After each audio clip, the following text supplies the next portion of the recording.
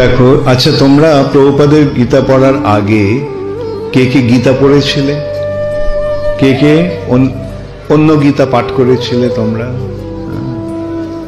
তো সেই গীতাগুলি পাঠ করে তোমরা ভগবানের ভক্ত হয়েছিলে?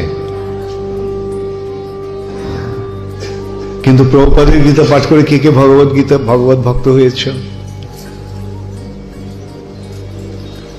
প্রভুপাদের ভগবত গীতা পাঠ করে কে কে ভক্ত হয়েছে?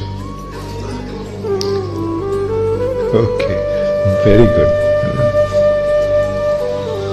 এইটি হচ্ছে প্রভুপাদের ভগবত গীতার বৈশিষ্ট্য। কেন? এর মাধ্যমে আমরা কি বুঝতে পারছি? যে প্রভুপাদ যেহেতু ভগবানের ভক্ত, তাই প্রভুপাদ ভক্তির ভিত্তিতেই ভগবত গীতা দান করেছে।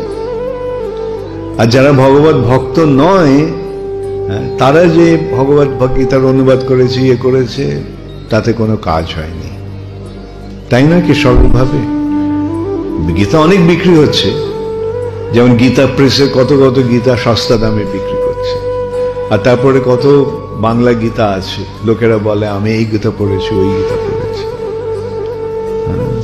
কিন্তু ওই গীতা পড়ে ভক্তি লাভ হয়েছে? হয়নি।